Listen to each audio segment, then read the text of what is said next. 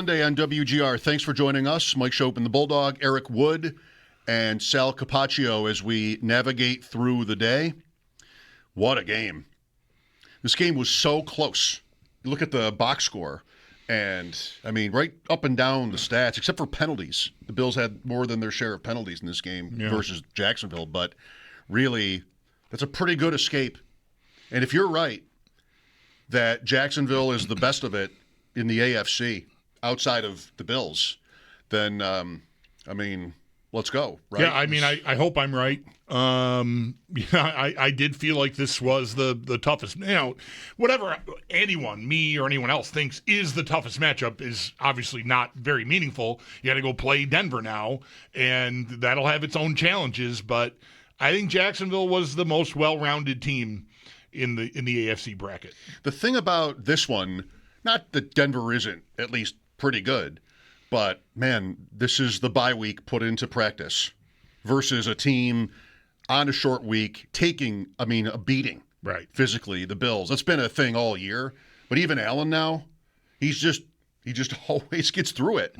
And I don't know, it was just said how McDermott will have an update later, like maybe in an hour or so. There's just a lot to go through. That might take an hour or so. It might. You should start early. I saw Sal somewhat cheekily suggesting that when we get the first injury report will be Tuesday instead of Wednesday because the game's on Saturday, and he said it may require more than one page.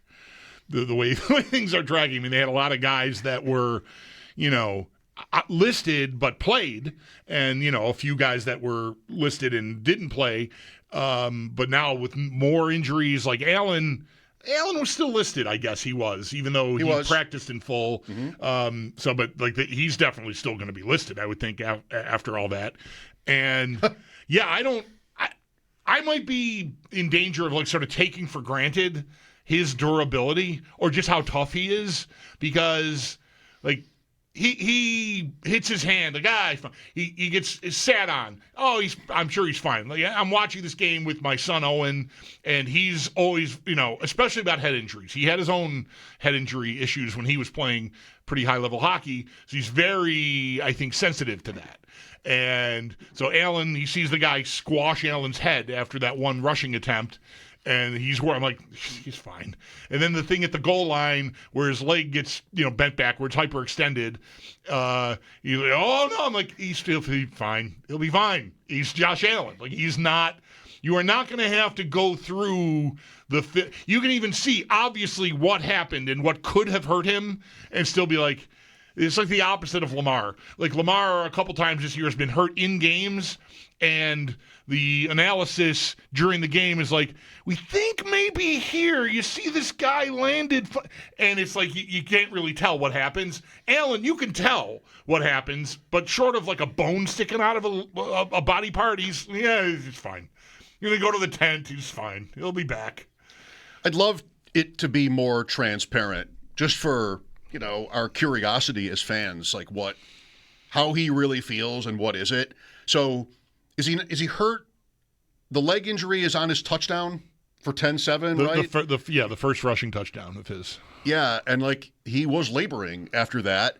And the Bills' next drive, I don't know, I wrote it down. I think he's done running in this game. He missed Cooks to the right on a play, and, you have to adjust to that probably, right? Just how he's feeling, whether it's more than his knee. So I thought he was done running for the day, but he wasn't, and good thing. Right. And, maybe it got better for him over the course of the game.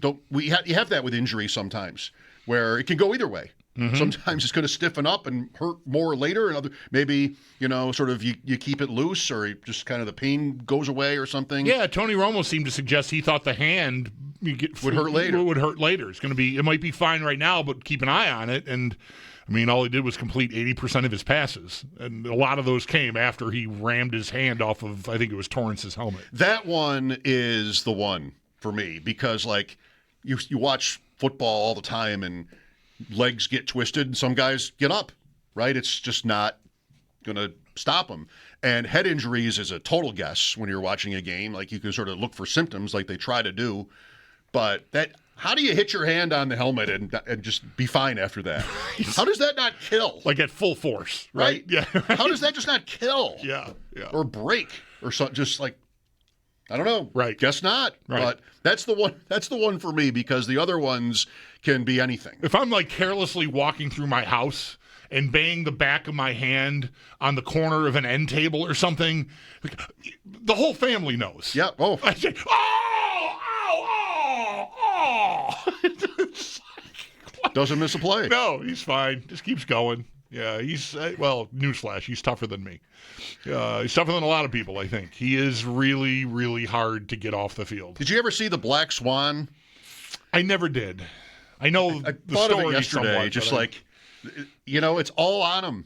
Yeah. It's not really all. Like, the defense did a lot well in the game defense yesterday. really had a great day, really until Poyer went out. When Poyer went out, they really picked on Hancock smartly, I think. And I don't know if they can coach him up to do more, like maybe the disguising and the switching and all the stuff that they're getting credit for. McDermott, especially today, is getting a lot of credit for. Maybe that went out the window when Poyer left the field, because he's so well versed in everything. He would stand to reason. Athletically, he's not probably where a guy like Jordan Hancock is, but he knows exactly what to do when and how to make things look like one thing and not the other. And maybe with Hancock, that I'm just guessing, maybe that either A, that went out the window, or B, he just didn't execute it as well as someone like Poyer did. But they really feasted on him. They got going. Like, their offense was really stuck in the game, I think, until they found that weak spot. Yeah, what do you say about Lawrence?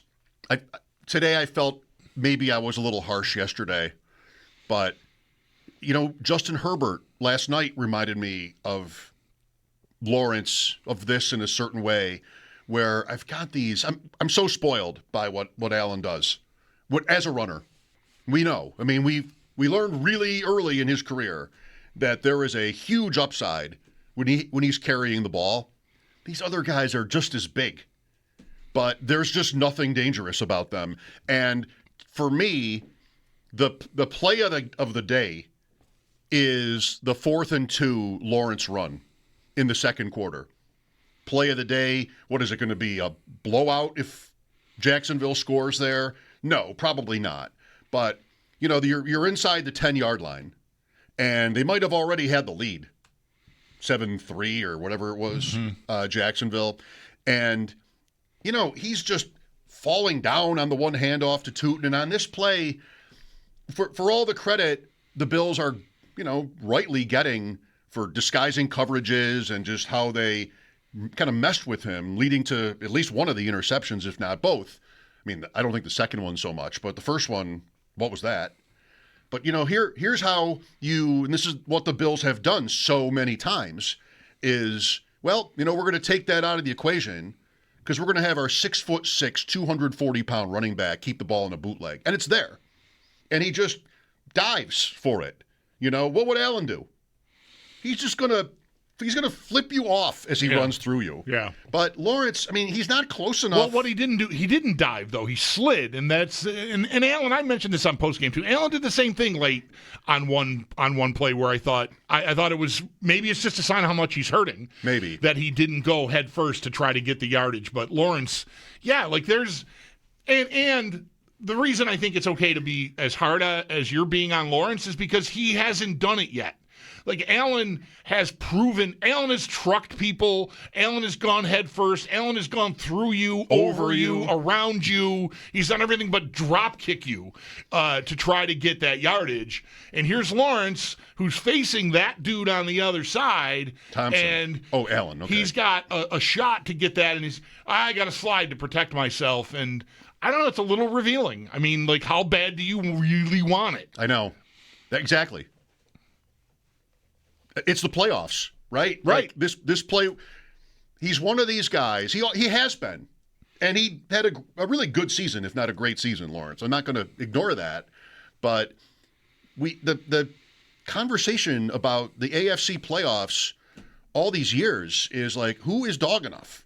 And, I think we think nationally they've missed the mark on Allen a little bit because it's just a knee-jerk to his mistakes. but he's had, statistically, he's had a tremendous postseason career. So, you got to sort of face the music on that.